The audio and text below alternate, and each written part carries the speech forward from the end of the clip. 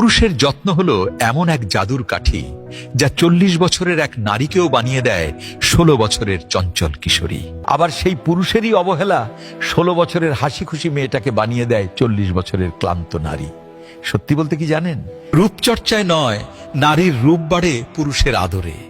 যেখানে ভালোবাসার কমতি নেই, সেখানে বয়সের ছাপ নেই।